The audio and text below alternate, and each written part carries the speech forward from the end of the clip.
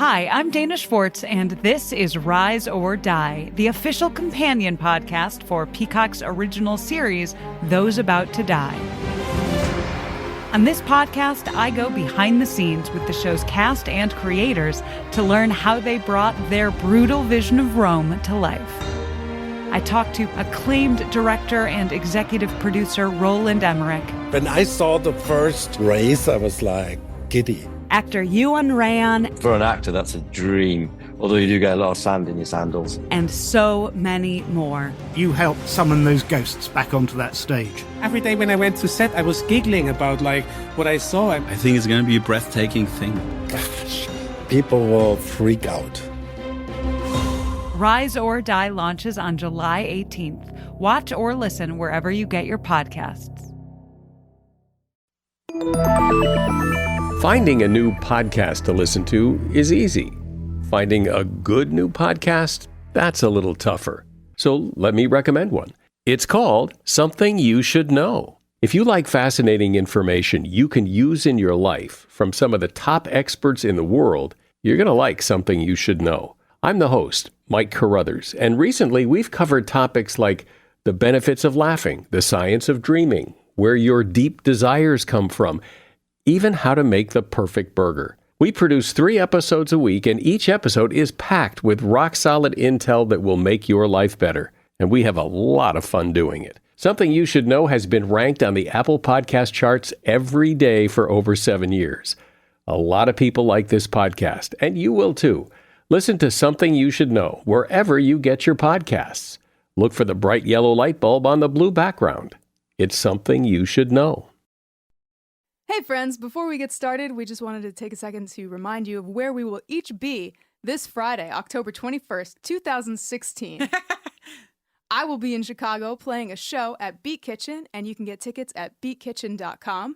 And I will be in New York City at Blue Stockings Bookstore in the Lower East Side of Manhattan. You can check it out. It's an event for Intersex Awareness Day that I'll be speaking at, and bluestockings.com has all of the information that you need. And that's it. Here we go.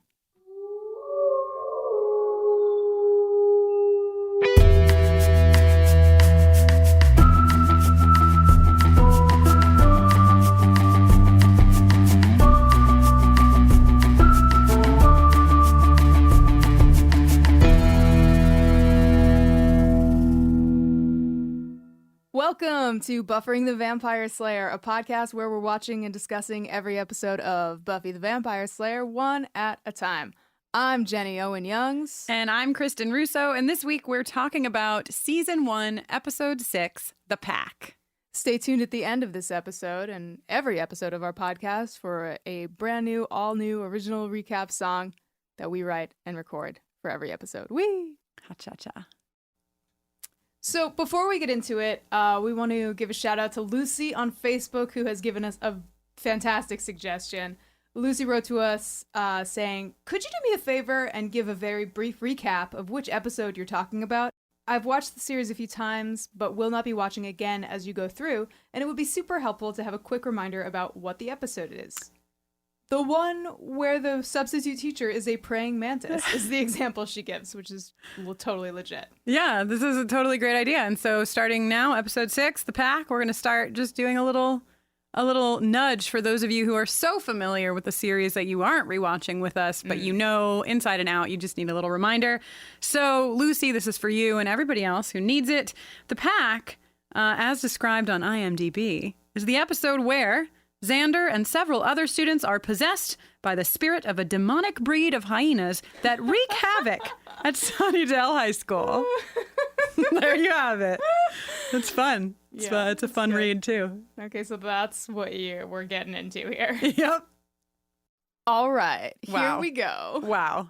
The Pack. This episode, everyone. It's really a thing. It's really a thing, and we got to watch it 2 times. Not 1 time, but 2 times within, 3 days, I think we watched this? Yes, twice within 72 hours. I just want to say, there's a picture up on Twitter. It's a little far past now, but you can go and look and see what my first response was to this episode. Kristen was not pleased. I mean, it just is so ridiculous. Like, I have a lot to say, don't get me wrong, But there's just a lot of very ridiculous. The moment in which, like, before we even get to the credits and everybody's eyes turn green, that's the moment where I was like, what?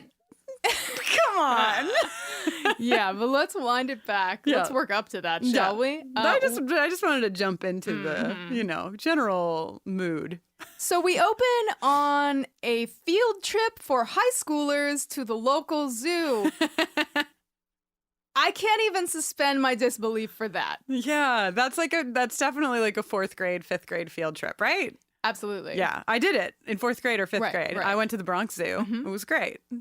And that was perfect for when you were, 10? 10, 11, yeah. Like, High schoolers are not going to the zoo, I don't think. Unless there's like a specific reason, which definitely there's not. Everyone's just meandering about the zoo, excited to not be in class, which I get. But also, Sunnydale High School, maybe you should think about the education you're giving to your students. Step it up.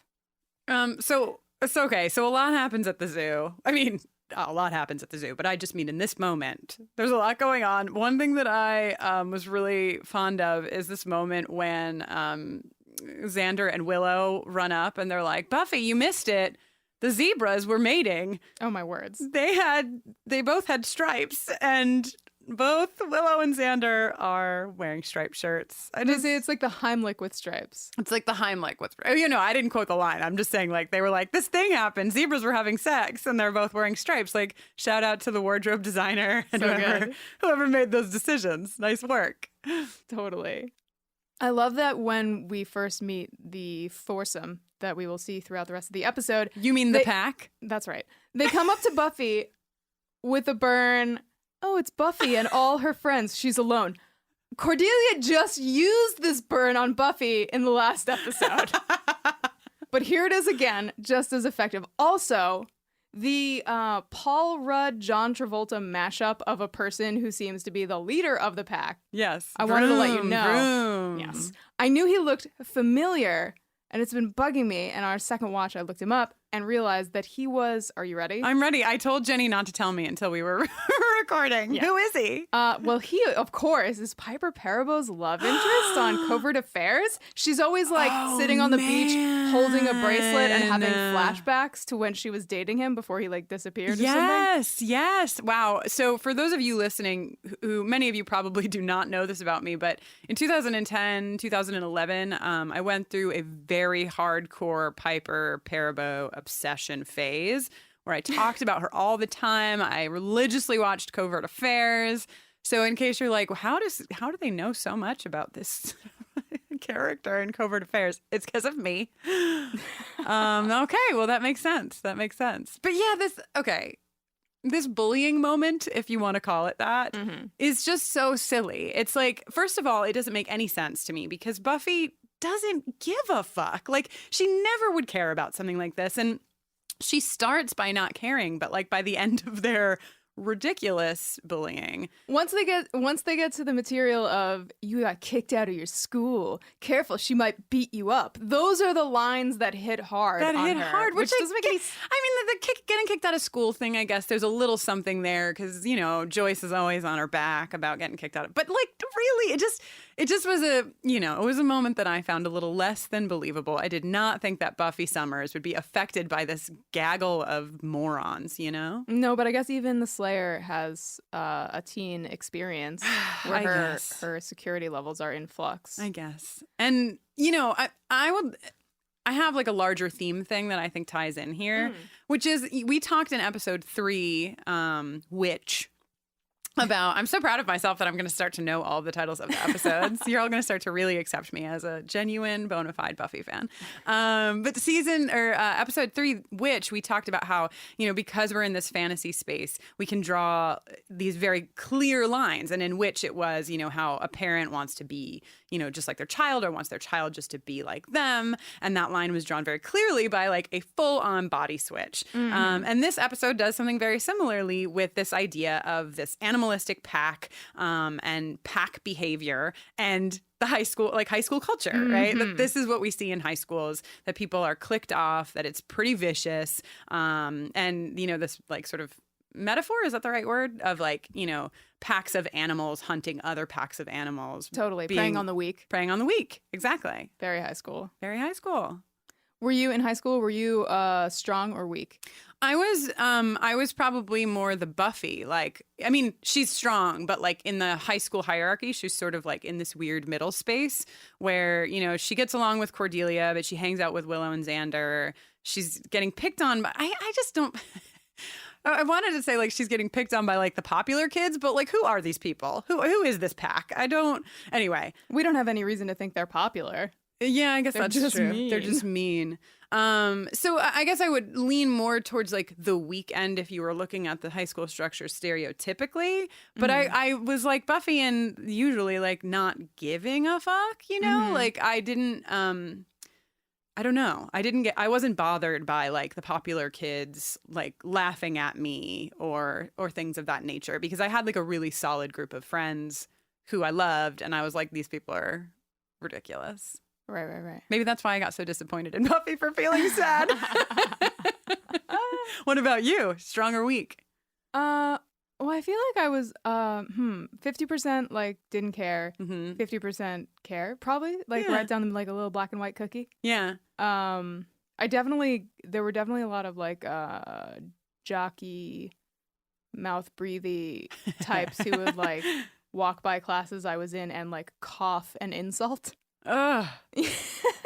But also Lord. like I wasn't like, wow, I wish they really liked me. There's something about all the Slayerettes, to be honest, Willow and Xander included, who have this element where they kind of see right through that shit. And I feel like that's how I felt in a lot of moments in high school, where it was just like, are you really like you're gonna cough and insult that? Like, what is this? A poorly written sitcom, you know? Which is hilarious because I do feel like that is sometimes the reaction that Willow and Xander and Buffy have. They're like, come on. Yeah. And they are in a sitcom. Well, I guess it's not is this a sitcom? No. What is a sitcom? Well, a sitcom is like a situational comedy. Right. So, I mean, there's plenty of laughs, but there's a lot of drama. I just was energy. I was using the word sitcom to mean any television show that's 30 With to a joke. 60 minutes in length. Oh. Yeah, I just forgot what it stood for. So, credentials revoked. Yeah.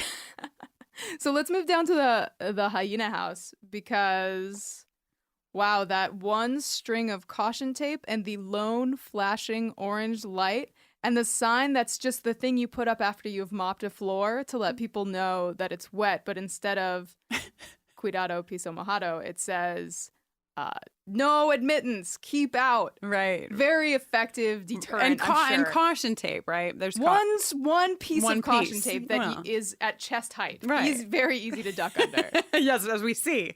Because they all go. I did want to give a shout out. You know, we've had a lot of issues with the Xander. We're going to continue to have some issues with Xander. But you know, Xander has a nice moment here where Xander's like, you know what, guys? I'm going to go take care of this. I'm going to go defend Lance from this pack of mean kids. Very cool of Xander. And he doesn't hesitate. He ducks right under that one flimsy piece of caution tape and runs after them. And I just want to take a moment because I thought that was, you know, prime Xander, good Xander. Very cool of Xander. We need to highlight the good in addition to the not so good. Also, when he trots on down that path, Willow looks very impressed. She has got a face on her like, my hero. Yes. Well, I mean, this episode, we finally get to actually hear them talk about Willow's feelings for Xander, right? Because we've heard her say things, kind of like off the cuff things, but nobody's ever had a direct conversation about the fact that she has a crush on Xander. And we get that in this episode. Right.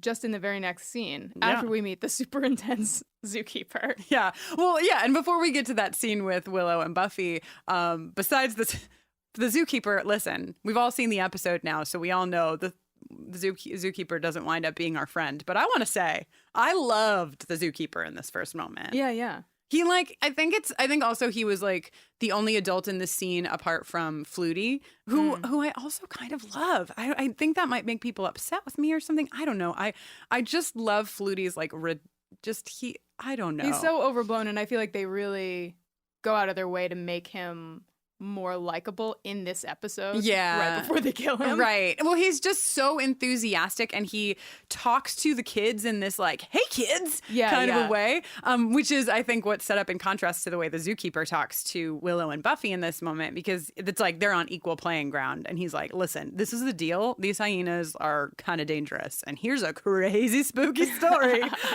I really liked him. I really liked him in this moment. Yeah, he's great. Yeah. Okay, so we cut to the bronze, and it's DJ Night No Cover, of course. Yeah. Well, hold on, actually. Because we did mention the moment when everybody's eyeballs turn green, but I just want to take another moment with it. Like, we are in the hyena house, and this thing happens where a predatory moment occurs with bullied Lance, and they all look slowly into the hyena, which, by the way... Oh my God, that hyena is... maybe the worst practical effect I've ever seen in my life. Why couldn't they just get a hyena? Or just like make a hyena that didn't look like that. It looks like a Muppet. Like, it looks like a total Muppet. It's a Muppet hyena, and its eyes turn green, and then, of course, everybody else's eyes turn green. Then Kristine sits on the couch, laughs hysterically, and says, "What is happening?" Yeah.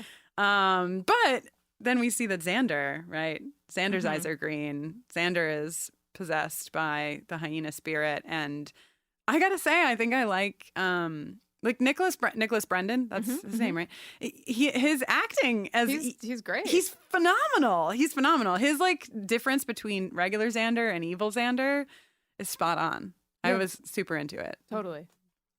All right, now you can talk about Boots and DJ Night No Cover. Okay, DJ Night No Cover at the bronze.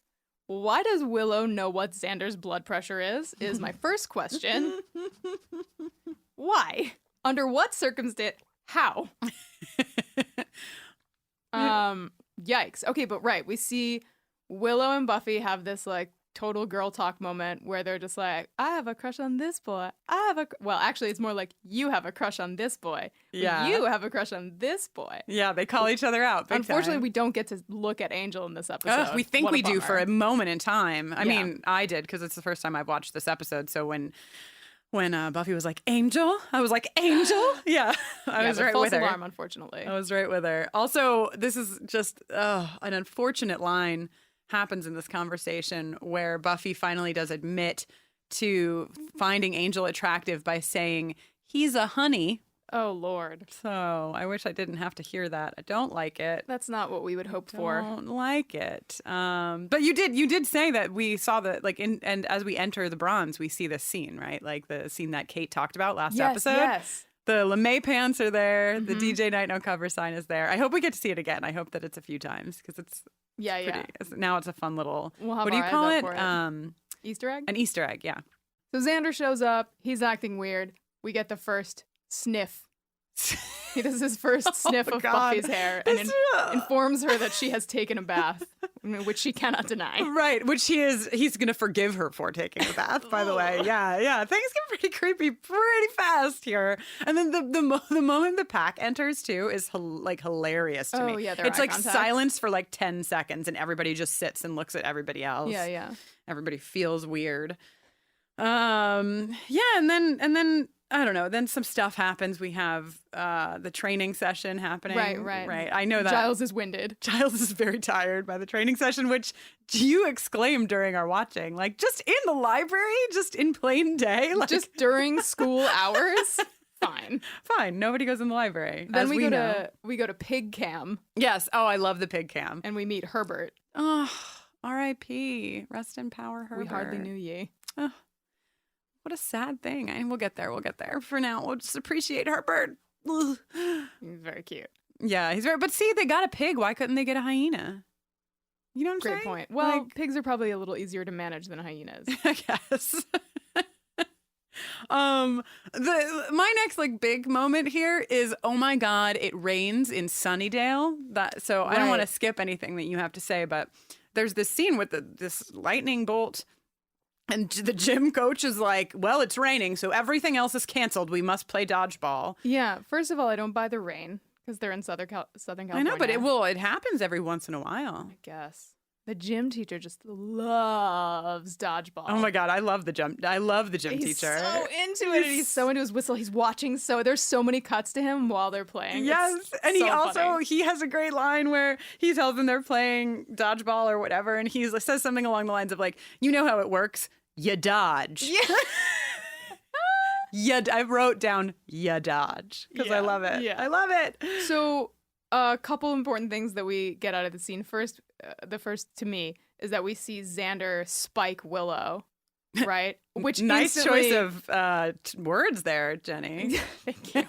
Which definitely gets our sort of collective hackles up because we don't ever like to see Willow get hurt. Yeah. And this is a rough episode for that. So that's like very telling that like this change is like really happening, taking hold. And then the like when it's down to just Buffy on one side of the line and the pack and Lance on the other side of the line, and they all like look at Buffy, recognize that she is strong, realize that they have a very weak party on their line, and all spike Lance together. Yeah. Kind of brutal. Kind of ridiculous. Kind of brutal. It is pretty brutal. And then cut back to the gym teacher who says, "I love this game," or right? God, this game is brutal. Yes. I love it. Yes.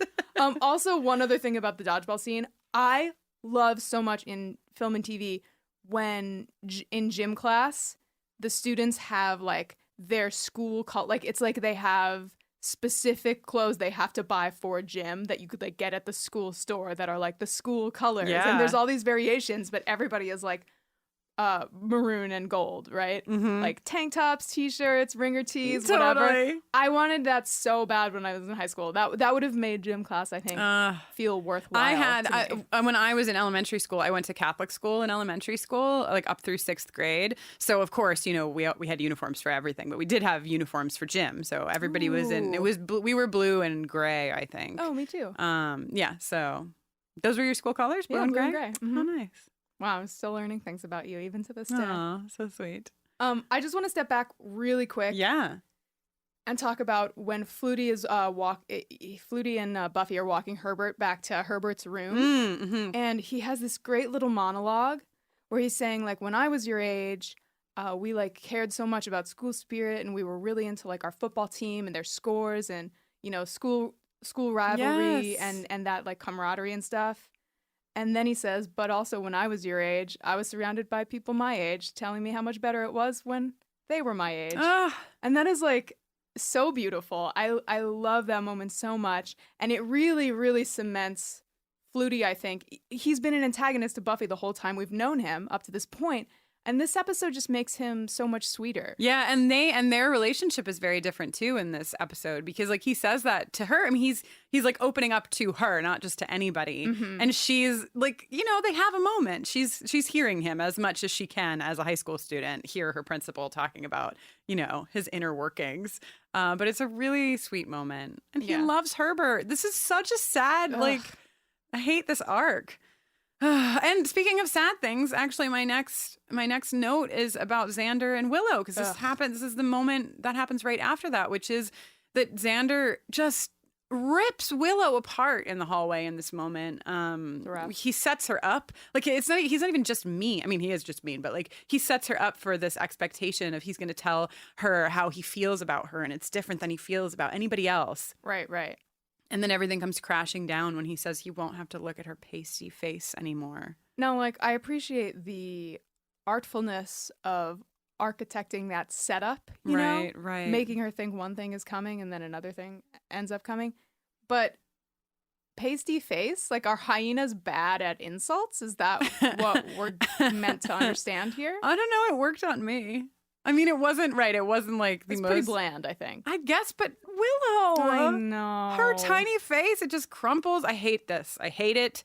I'm one of the many humans who can't stand to see Willow crumble. And she does. I mean, we see her later crying with Buffy when they're talking, you know, when they're talking about how Xander is being horrible. And it's so sad. But I think before we get to them talking, we get to a very special scene. Oh boy. Don't we? We sure do. Well, so we're outside, and at the picnic tables are many Sunnydale students as the pack approaches because they smell hot dogs. And we meander with the pack over to the table they've chosen to pick on, whereupon they steal a hot dog from a character named Adam. Adam. Played by who, Jenny? Played by your friend and mine, Mr. Stephen Smith. Yes, his second time in the Buffy series. You may remember him from episode 2, The Harvest, where he's in the computer lab with Cordelia and Harmony. Yes, he pops up from behind a computer screen ever so gracefully. And now we're seeing him again. He has a few lines this time, and we are lucky enough to have Stephen as a guest on today's show. Yeah, we were so excited to talk to him a little bit about his experience with the show. The first story we want to share with you from Stephen is how he became a part of Buffy the Vampire Slayer to begin with. We are so excited to be talking to you, Stephen Smith, pillar of the rock and roll community, general dreamboat, and much to my delight when I first learned this fact, actor in season 1 of Buffy the Vampire Slayer.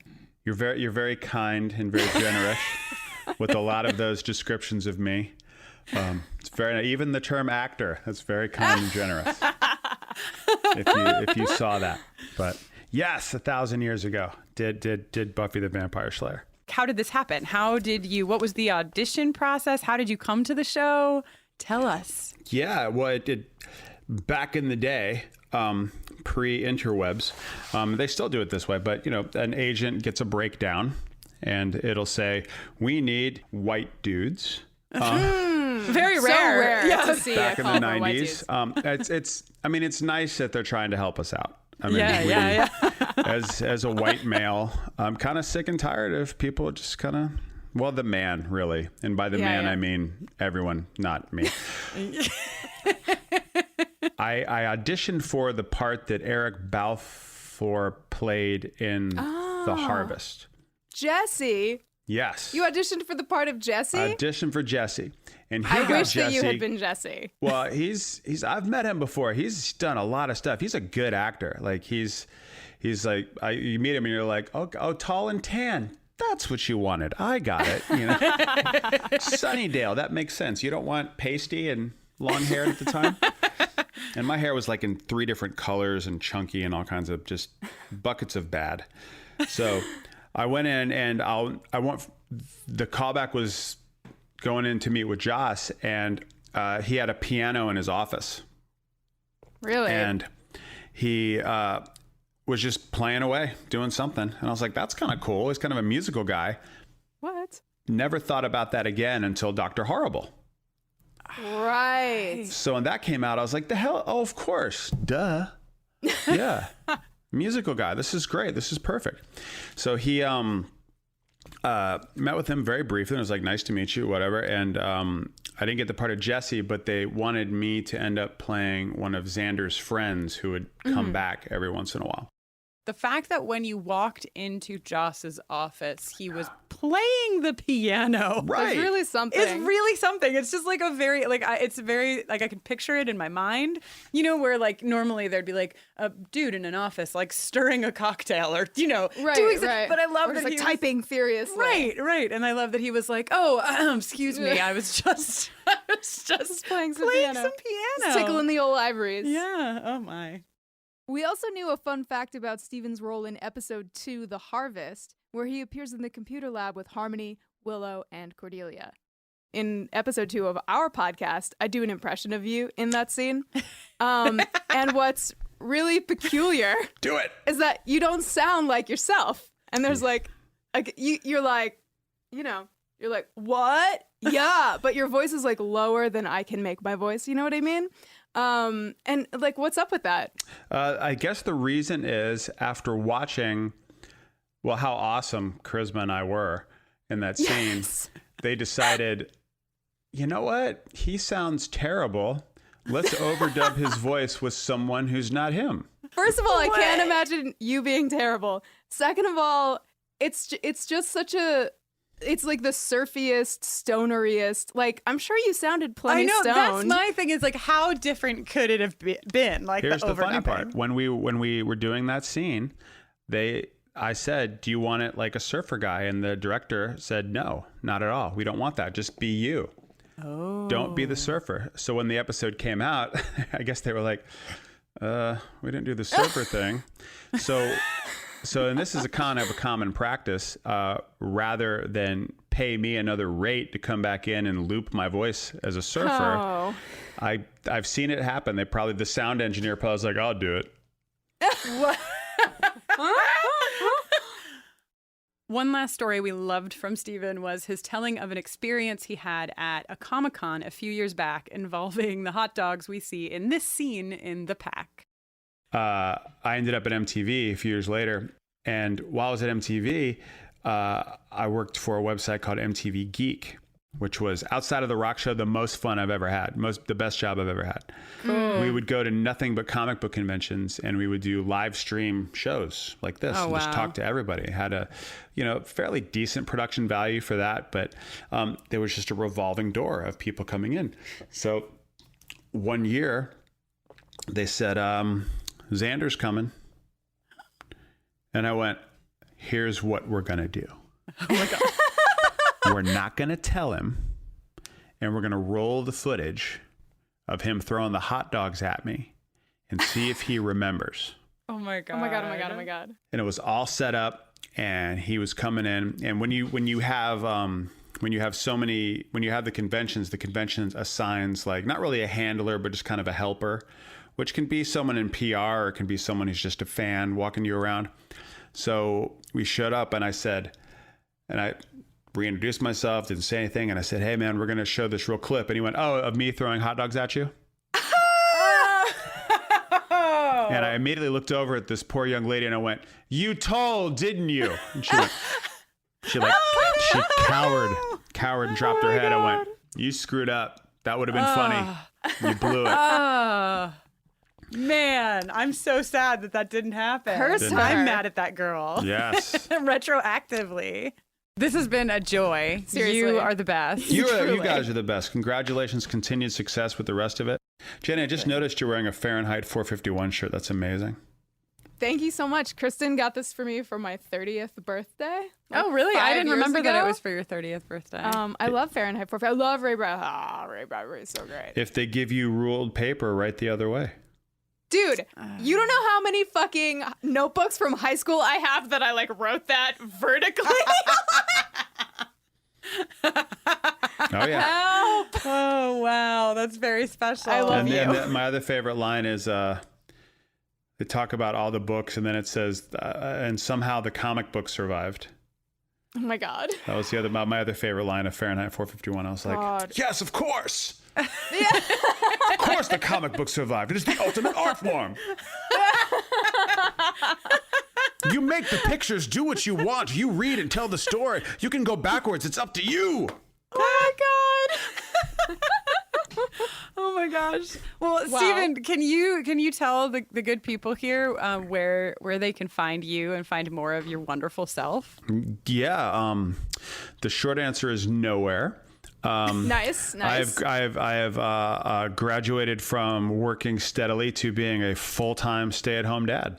Nice. That's so cool. So yeah. That's rad. So the one place you can semi-consistently find me is the podcast Going Off Track, which Hell yes! which Jenny Owen Youngs has been on multiple times. Wow. No big deal. And is as far as I'm concerned, like a permanent guest host. Like anytime you want to come back on, you can. Kristine, that invite is now open to you as well. Wow, this marriage is really, really helping me out in the world. Yeah, not only do you get half her shit and put her on insurance, but now you get to be part of a podcast. Yes. The box is checked. Well, thank you very much. So Going Off Track, goingofftrack.com, you can check that out. And I do tend to mouth off on the Twitter. It's Steven Smith Says, which you can go and listen to my incessant ramblings, which have taken a thankfully non-political bent of late. Well, Steven, thank you again so much for taking the time out to be here with us. This is so exciting. So great. Got to learn about you, got to learn about Buffy. Got to learn about Joss's office piano. Right? Isn't that cool? So great. That was so cool. I never forgot that. Thank you Wonderful. guys. Congrats on everything. Make some t-shirts and please sell them. Yes, your we're show. on it. We're all over it. Okay, good. That's happening. Radical. All right. Okay. Thanks, Steven. So that's just an excerpt of our conversation with Steven, who was generous enough to spend some time talking to us about his experiences on the show. If you want to hear our entire conversation, you can go over to soundcloud.com/Buffering the Vampire Slayer, where we'll be posting the whole interview. Yes, and there's some really fun stories in there that we didn't include here. So I would head on over if I were you. Do be warned, and we'll say this at the start of the SoundCloud episode, that there are some spoilers. There There's are spoilers. A couple of small spoilers for those of you who are journeying with us. You might need to wait to visit that episode until we're done. Support for today's episode comes from OneSkin. And if you have sensitive skin, you're going to want to hear about their scientifically proven topical supplements. Free from over 1,500 chemicals and preservatives that can make skin red, irritated, or itchy, their products are safe for sensitive skin. It's just one of the reasons they've earned the skin-safe seal of approval. They've also earned the Jenny Owen Youngs and Kristen Russo seal of approval, if I do say so myself, Jenny. I couldn't agree more. I've been using OneSkin for a few months, and after a few weeks, I remember it like it was yesterday. I texted Kristen, and I was like, maybe she's born with it. I looked in the mirror that morning and was like, oh, things are happening, and I am happy. I have used a million billion skin products, and I did not think that I was going to switch off of the skin like lotion, the moisturizer that I used, and the under eye cream that I use, because I have used them for a little while and I really like them. And I've switched completely, which is a pretty big deal. OneSkin is the world's first skin longevity company. By focusing on the cellular aspects of aging, OneSkin keeps your skin looking and acting younger for longer.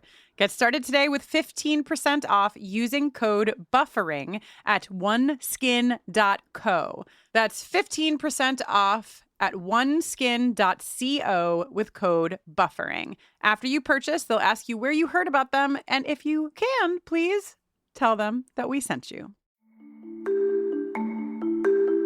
As a podcast network, our focus is bringing you shows you love to listen to. But we also sell merch related to those shows. And partnering with Shopify has made that both possible and simple for us to do. Shopify is the global commerce platform that helps you sell at every stage of your business. Whether you're selling scented soap or offering outdoor adventures, Shopify helps you sell everywhere because they've got you covered, from their all-in-one e-commerce platform to their in-person POS system. What's so fantastic about Shopify is how, no matter how big you want to grow, they provide everything you need to get control of your business so you can take it to the next level. Businesses that grow, grow with Shopify. Sign up for a $1 per month trial period at shopify.com/realm. That's all lowercase. Go to shopify.com/realm now to grow your business, no matter what stage you're in. Shopify.com/realm.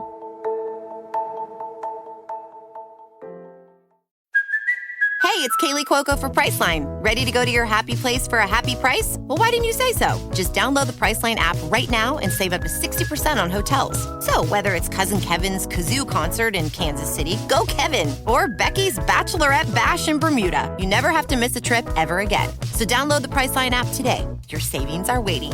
Go to your happy place for a happy price. Go to your happy price, Priceline. Okay, so let's talk about Herbert, shall we? Herbert. Oh, this is just I have a couple of confusing moments here. First of all, they stay so clean, right? So they don't eat the hot dogs. They hate the hot dogs. They go and they eat Herbert. There's no blood anywhere. There's one moment when one of them wipes the side of his mouth. There's nothing on it, but he wipes it. But other than that, I was like, damn. And later we see the bones of the pig. Let me tell you something. That bone that Buffy steps on is too big to have been inside of that pig. Oh. I'm sorry. No, I'm impressed. I know it has to be a certain size to be sort of recognizable as a bone or whatever. One of the many reasons that I married you, Jenny, is that you would notice something like that. I think it's fantastic. I guess pig bones are small, huh? I mean, that pig was tiny. Yeah, that was a tiny little piglet. Okay. So, yeah. That bone was like half the length of that pig's body. Another inconsistency. But it's something else here is that, so, Flutie comes out, Principal Flutie comes out, he sees the pack, minus Xander, just the four of them sitting at the table, and he's like, I've had it in for you, and I know you did this. Yeah. Detention forever. And I'm like, my question here is, they ate a live pig. They detention get detention. The answer? I feel like we're obviously dealing with something that probably, yet again, could stand the use of law enforcement or at least a counselor of mental health. Somebody involved. Something's going on with these children that they have eaten a live piglet, Flutie. I don't think detention is the answer. That ain't right. And we find out that detention surely isn't the answer.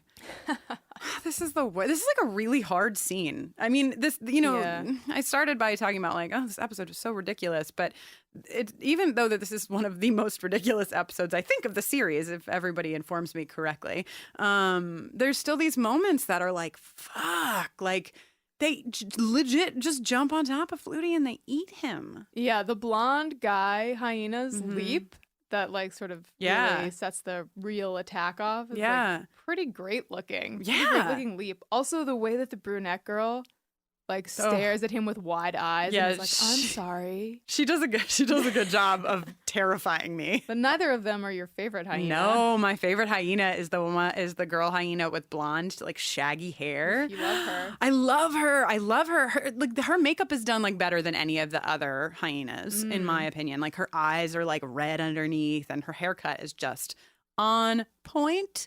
I love her. I loved her the first viewing, and the second viewing I like watched for her. She's my favorite hyena now, but yeah, so Flutie, and then there's also, in this scene, like he's got like the scratch on his face. So it's like very real and very sad. And the pan out of the attack down to the picture of smiling Flutie. Oh my God, he just has a picture of himself facing out on his desk. What?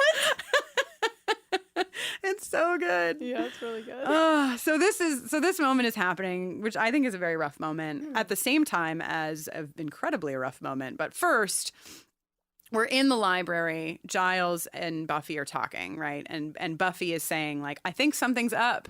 This is before the pig even dies. I think something's up, Giles. Xander's acting weird. He's being really mean. He was mean to Willow. Something seems like it's up.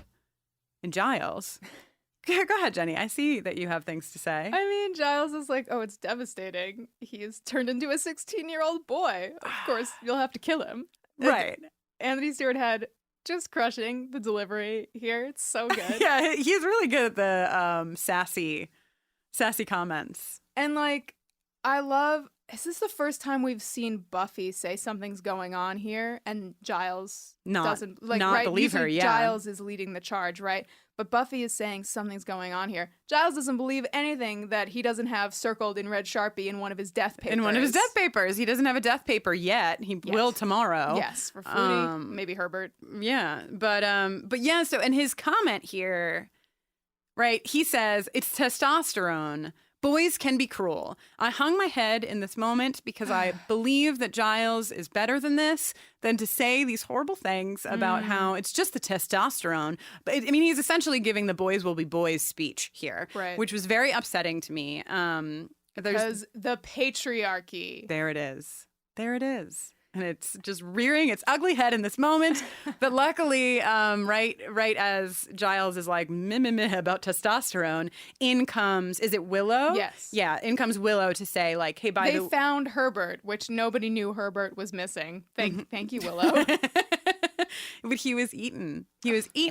And then Buffy has a great moment where she looks at Giles and she says, so it was the testosterone, huh? Or whatever, Ha-ha. Ha-ha. Like, ha-ha, man. Haha, I can't say it again. Only one time per episode. Just the once. But you know what I'm thinking. But I think that this moment is like, I'm laughing and it's like a funny moment. But then, as we have the scene with Flutie being eaten by the pack, by the four members of the pack, we have this other scene happening with Xander and Buffy, right in the room where Herbert had been kept. Actually, it's the scene where you're very upset about the bone choice for the pig. That's really upsetting. Where obviously it has this like safety on it because Xander is possessed by a hyena. Xander is an animal, but this is a very violent scene. Buffy actually refers to it as a sexual assault in the scene that follows it, where Xander is saying, I mean, you know, Xander is saying these like lines that we hear again and again. Is this what you want? We both know what you want. And then he has this horrible line, the more I scare you, the better you smell, which is, you know, and the only reason, I mean, this scene is upsetting. It's troublesome. Buffy throws a desk at him. But the reason that I like want to pay special attention to this scene is because the way the episode ends, right? Because I want to take this full arc with this moment, is really bizarre because Xander is back to being Xander and Giles comes around the corner. You know, Xander pretends he doesn't remember anything that happened. And it's kind of talked about at the end of the episode. Like, Buffy and Willow are, like, laughing about it. And Giles is like, your secret's safe with me. And I know in that moment what they're talking about is that, like, Xander has a crush on Buffy and he let it slip. Right. But it's just, like, really totally brushed over that this thing happened that was messed up. And if Xander remembers it, you'd want Xander to at least acknowledge it and apologize for it. Giles doesn't even know about it, so I don't know what Giles is talking about at the end of this episode. Giles is just there for us to have a laugh, to allow us to have that laugh. To allow us to have that laugh. And like I don't want to like stick in this too hard and not allow us to have like the larger piece of the episode, but this is like a real thing. And the decision was made and consciously made because we hear, again, Buffy in this next scene say like, oh yeah, Xander, you know, and she makes a joke of it too. Like Xander doesn't, what did she say? Tried his hand at felony sexual assault. Yeah, but she says like, yeah, he doesn't like Yanni or his idea of let's just say his animalistic idea of wooing doesn't involve a Yanni CD and a bottle of Chianti. Sidebar. Whose idea of wooing involves a Yanni CD and a bottle of Chianti? Oh, maybe I love Joyce. Her. Maybe Joyce Summers. Maybe that's where Buffy is getting this reference. Oh man, I love Buffy's quips. They're so good. She's the best. But yeah, I mean, I think that like, you know, the question that I'm left with, well, there's two parts of this, right? One is that I want to obviously call it out. I mean, I think we have to acknowledge that it's happened and think about the way that it was handled. And then and then I think like the question is, you know, is this positioned the way that it's positioned in this episode because it's saying, you know, like this is so messed up. Like the fact that this happens, that people do these things to other people is so messed up because this is something that is like on an animalistic level, which I think would be like a positive viewing of this?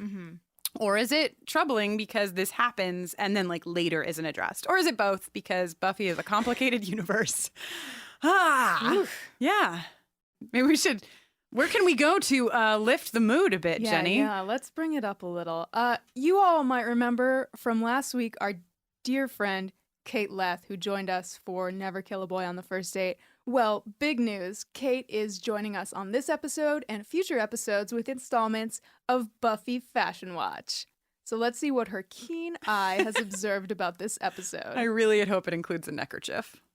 It's time for our friend Kate to give you the Buffy Fashion Update. Welcome, everybody, to the first installment of Buffy FashionWatch. I am so excited to be here and doing this, although it is kind of hilarious to me that we're opening with The Pack, as it's one of the only episodes that has no Cordelia, and oh my god, is her absence felt here. This whole episode centers around this group of characters who are supposed to be really dangerous and sexy and cool, and yet every single thing they wear is so astonishingly forgettable. It's like Old Navy clearance rack. It's Target bargain bin. Everything is jeans, t-shirts, collared shirts, cardigan. There's nothing to it except the one girl with the short hair, which, I mean, hey. Outside of that, Buffy's opening look here is pretty good. She does have on the green dress from Never Kill a Boy on the First Date. I'm not 100% sure that it's the same one, but it really looks like it underneath a thick camel coat, which might be corduroy. I'm not totally positive on that one, but she has paired it with a patterned green neckerchief and a green camo print messenger bag. And of course, her stylish yet affordable knee-high brown leather boots, which come back later in the bronze when she's talking to Willow, who points out that she's wearing Angel's jacket. And Buffy says, well, it goes with the shoes. And it's like, Buffy, you have one pair of shoes. Another thing that I do want to say very quickly is that when Xander sort of transforms, Buffy and Giles are talking about how he's different lately. You know, he's dressing really different. And like, is he? The only difference to me is that his hair is slightly down and his collared shirts over his t-shirts are dark brown instead of like green. It's really funny to me. Xander trying to be suave and sexy in this is so great. So, I mean, come back next week where Cordelia will have returned and saved us all. I'm so excited to talk about her for so many episodes in the future. And until then, see you at the mall. That was our friend Kate. She gave you the Buffy fashion update. Wow, thank you so much, Kate, for that very relevant and topical discussion of important stuff. Oh, we cannot wait to hear from you on so many future episodes. There is so much fashion to dissect. And you know what, Kate? We will see you at the mall. Mm-hmm. I'll be at Things Remembered. It's your favorite. It's your favorite store to reference. I love engravable. Did you hear that, everyone? Oh, stay tuned for our mailbag episode next week where we let you know what our P.O. box is. You can send Jenny all of the engraved things that she's ever wanted. Oh, dear God. All right. So once Xander is successfully locked up in the library cage, which is seeing its first prisoner. Yeah, that's not the last time we'll see that library cage, although they'll have to rebuild it, I guess. Yeah, they're always rebuilding that thing. Why is there a cage in the regardless? You know what it looks like? Because there's a slot in it that looks like it's for like book returns. Oh. So I don't know if it's supposed to be like where the special books are kept, so they don't want them. It's very weird, but continue. So Giles comes in and lets them know that he breaks the news that Principal Flutie has been devoured. And I feel like Anthony Stewart Head is just like doing such an amazing job in this scene. Like he's so distressed in such a cool sort of like he kind of looks like he's dissociating a little bit, and I think he just does like a really great job. Yeah, that's the thing with this episode, which is what I was saying about these moments, is that even though some of the surrounding information is packaged a little bit sillily, this moment when he comes in is like it is very apparent that like a human being has died, a human being who they all know has died in a really, really graphic and horrible way. And you're right. I felt all those feelings. And even then Buffy and Willow like sits down, you know, it's like they have a moment. And then they leave. Willow's like, I'm going to stay with Xander. And something that I really enjoyed about Willow's time in the library with Xander is how much hyena footage she has found on the internet. I literally wrote down the same thing. It's like every time you cut back to Willow, she's there for who knows how long. She's just watching hyenas eat stuff. I know, like, what is she? And it never, like, there's not like a scene later where Willow is like, oh, well, this is what they do. And like, I solved the case by all this footage. It's just, what are you doing? I mean, I guess maybe she's just trying to understand Xander, you know? Like, because maybe. Oh, but I just love, like, where is she on hyenas.com? Yeah, you know? right? Where is she finding Hyena cam? YouTube doesn't even exist yet. Yeah. I love when the other four members of the pack show up and their faces are up in the high window and they're saying, Willow. Yes. Willow. And that's sort of like calling back to the way that the zookeeper explains the mythology that they're referencing in this episode, which I didn't find. I did just a cursory Googling and didn't find anything about this particular strain of hyena mythology, although I would highly suggest you all check out the folklore section of the hyena article on Wikipedia, because there seems to be a lot of hyena folklore that's greatly varied from all over the world. It's really interesting, but I didn't find anything about this particular thing. But I like this story. I like this myth, the idea that hyenas follow you around during the day, learn your name, and then call it at night, and then we see them do this. Yeah, it's really beautiful. It's a great effect.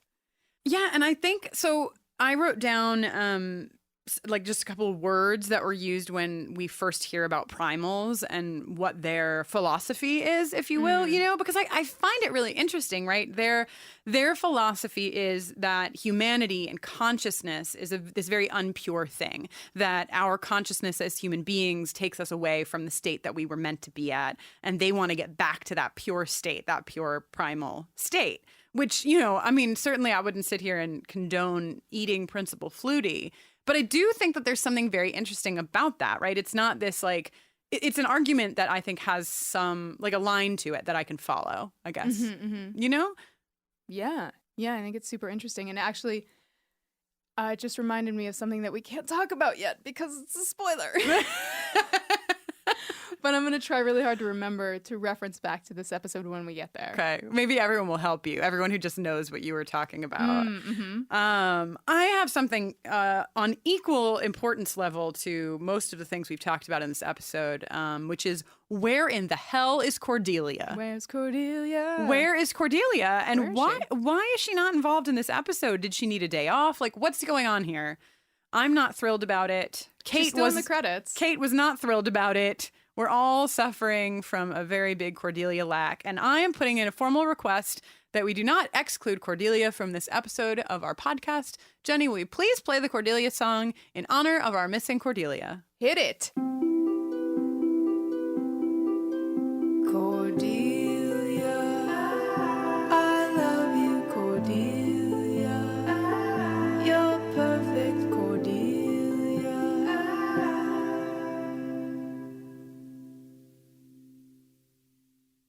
Oh, that song. I just want to listen to it all the time. Do you know, if only there was a way. If only there was a way. There is a way, because on iTunes you can purchase the Cordelia ringtone for yourself. And I want to tell you, Mom, I'm super sorry I have not answered your calls for the last 2 days, partially because I've been very busy. I will call you back, but also because every time you call me, I get to listen to the Cordelia song, and it's awesome.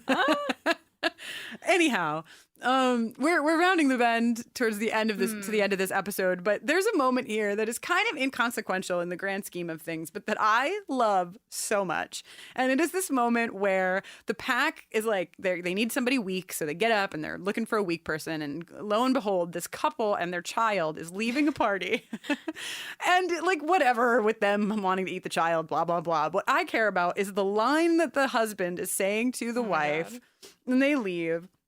I didn't say she looks better than you. I said she looks better. And then they have this back and forth. And meanwhile, the door of the house that they're leaving is not even closed yet. Whoever they're talking about is probably still in earshot. It's just so good. I just have a lot of appreciation for the decision to make this the line that this couple is discussing as they leave. It's great. Also, he gets in the car and then says, "Where are the keys?" Is Sunnydale the kind of town where people just leave their keys in the ignition? I know. What? Another amazing moment. So they all follow Buffy to the zoo. We're back at the hyena house, soon to be referred to as the hyena hideout. We do know that in the song that you're about to hear, we don't call it the hyena house. It's because hyena hideout sounded better. So deal with it. But Giles goes in and, has this kind of aha moment where he's like, wait a minute, if this painting was on the floor already, then somebody must have, oh God. But before he has this moment, he's calling for the zookeeper, and he walks into the empty hyena house, and he goes, "Doctor, beat," and then he goes, "Zookeeper." I just love it so much. That's really he doesn't know his name, and he's just trying to think of any title that this man would respond to. So okay, do you have things that you want to talk about before we get to the zookeeper having the hyena back in him? Because that's my next moment. No, I feel like that's really. I mean, Willow just lets him tie up her hands. I get that. I get that. So much is happening. She also doesn't blink at his face paint. Right. I mean, I feel like she's in, like, they're really in it, you know? They're like, we have to do this. I mean, this is like a crazy thing that they're doing. And I feel like she's suspended. Don't stop to ask questions. Right. When somebody's life is in danger. And that's why she's a great Slayerette, because she doesn't stop to ask the question, right? Because she's like she's like 100% committed. She has 100% trust for Giles and Buffy. And she just like believes that like this is what's supposed to happen because they're at the helm. Which is what makes her so wonderful. And also, like, you know, she says when he puts, like, the knife to her throat, oh, right, there's this part where you have to... do a predatory act. And he's like, yeah. And so we have the big reveal here, or not the big reveal, but we have this big moment here where the hyena spirit is transferred back into... Yes, and you're already laughing at the moment in which he drops it. Thank God he decided, like, thank God the hyena possesses him, because then he's like, why would I use a knife? I'm a hyena. I'm going to instead eat Willow. And he drops the knife and he roars and like stretches his mouth out towards her face. To just bite into her cheek, we assume? I guess, which like should be disturbing, but just winds up hysterically funny. And you know, and then everything goes back to the way it once was. Right. Well, we love to see that Xander's first action, his first instinct upon regaining his actual self is to protect Willow. Yes, that absolutely. happens instantly, and we're all very satisfied, and that makes us feel better about Xander. And what a great death scene for the zookeeper pulling himself up on the enclosure bars. Very Jurassic Park. Yes. It's so good. Yes. And there's a moment of seriousness even in this chaos where you see Buffy seeing him die and she's like definitely fucked up about it. Because I had a moment in the second viewing where I noticed it even more, because I think that like there is something to the fact that Buffy is witness to these incredibly violent, graphic things. Witness and often the purveyor or enactor, or right, like it's her hand that kind of like tosses it into motion. She's regularly ending lives, even though most of them are the lives of the undead. Right, but she's just so close. She's so close to death all the time, right? And I suppose they all are, but Buffy has this very unique relationship to it, I think. Yeah. And so again, this like sort of silly scene, he falls over the bars, but then they give us this moment with Buffy that's like, wow, like this is she's supposed to be 16, 17. Yeah. Which is a hard time to kind of wrap your head around life as it is. Let alone death. Let alone death, and let alone being that close to it so often. So this is why we love this show, everyone. So good. We don't have to tell you. You're all here because you love it too. Yeah. No, we already talked about the troubling aspects of this closing scene, but what we didn't talk about are Buffy's beanie. Oh my God. Yeah, beanie. Kate, where's your beanie commentary? Yeah. Also, shoot me, stuff me, mount me. Yeah. Xander says to Giles. That kind of misses the mark for me. It's a weird moment. It's a weird. I talked about it for a minute, but like Giles comes out of nowhere. He hasn't even heard the conversation, and he just jumps right into it. He literally is just like, I heard I had a line coming out. Exactly. Wow. But yeah, this was a good, and one other thing about this episode is that it really, I think it also set the tone for this trio of Xander, Buffy, Willow very clearly. I skipped over that part, but there's a moment where, they call it up a couple of times, right? Willow says up with Buffy, like, maybe there's not room for three of us. And then Xander kind of plays on it when he's locked up. And he says, well, wasn't it better before she was here? It was just you and me. And I think that's something that we're going to see come back again and again with this sort of like triangulation of crushes and feelings. And yeah. What a delight. All in all, ridiculous episode, but still had plenty for us to sink our teeth into. That closing will work for literally almost any episode. Yeah. Jenny. Kristen. We almost forgot something very important. The Sexual Tension Awards. That is a great little just wrote it just now myself. I think you're influencing me positively. Maybe so I'm the songwriter in the family. Maybe you are. I have an award. I don't know if you have any thoughts. I've got some thoughts, but please. Okay. Well, my where I would see it going this episode is to I'm gonna call him Male Hyena number 2. and Xander. Because male hyena number 1 is the one that's always in the front. He seems to like the brunette. Yeah, the brunette. And then the one with the sandier hair is hyena number 2. Yes. Or male hyena number 2. And he has this moment right after they break the whole thing in the library that is now going to have to be rebuilt. That cage. Right. Xander gets released, and male hyena number 2 just sniffs him so sexually. Yes, it is sensuous. Yes, it's a moment of animalistic sexual tension to Xander and hyena number 2. Jenny, what do you got? Well, I have 2 sexual tension awards for this episode. Well, we can't give out 3. I think we have to discuss and then vote. Here, between the 2 of us, we have to vote. All right, well, my 2 nominations then are a 5-way sexual tension award between all of the hyenas. Okay. Because there's a lot of like sleeping to get spooning in the dirt. And spooning in the so dirt. much sniffing and prolonged dramatic eye contact. Yeah, that's fair. So there's a lot going on there. Mm-hmm. And then my other nomination is Giles and the Zookeeper, just when they're discussing the ritual that effectively enacted the transpossession. Right, when Buffy is like, boys. Yes, and has to break it up. They're like, books, right. Ritual. So really the sexual tension award there would actually be going to Giles, the Zookeeper, and books. Yes. Books are part of that triangle. I think like if we're going to have a sexual tension meter, it has to go to the hyenas in some capacity. Yes. As much as I would love for books to win.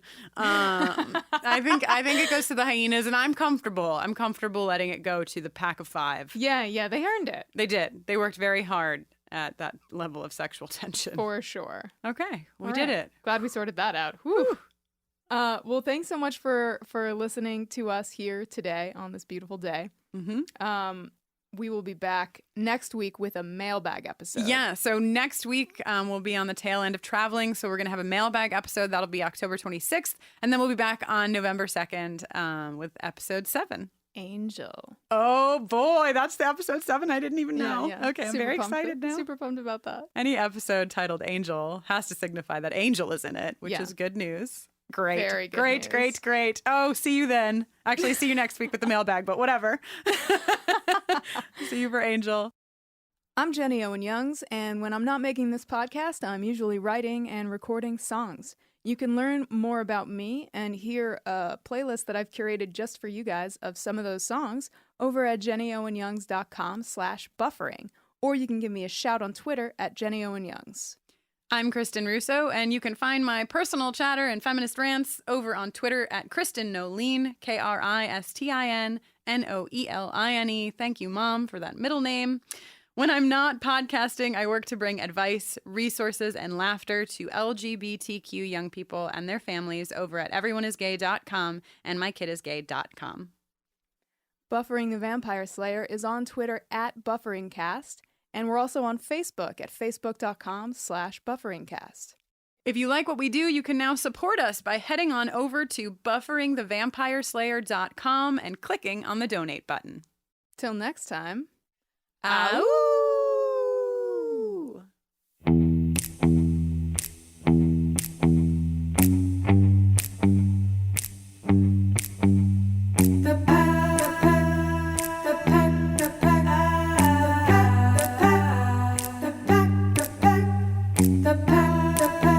Hey, Buffy. Heard there was a big mess in Sunnydale last week. Word has it there were zoo creatures and teenagers all mixed up.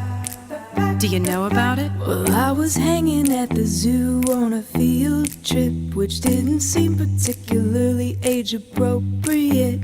These kids were being rude and I don't know why. Sometimes I wish that it was cool to slay my own kind. Oh no, oh no. Well, I watched them head to the hyena hideout, even though it's quarantine. But the zookeeper, he really cramped our style and wouldn't let us in to see. The pack.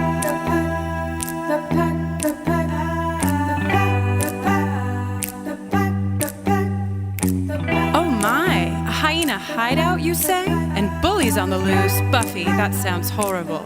What happened next? Razorbacks have got a brand new mascot pig, but he'll be lucky if he makes it to 9th period. Xander's being mean to Willow, and that's not like him. And have I mentioned that Cordelia seems to be absent? Oh no, oh no. Bit of fond farewell to Principal Flutie, victim of the savage beast. Then we quick transferred the hyena spirit straight into the O2 key. It went in head over heels. Hyena finally gets away from the pack, the pack, the pack, the pack, the pack, the pack, the pack. Wow, Buffy. Sounds like that zookeeper was a real zoo creeper. I guess, like they say, it's the circle of life. By the way, I simply love that neckerchief.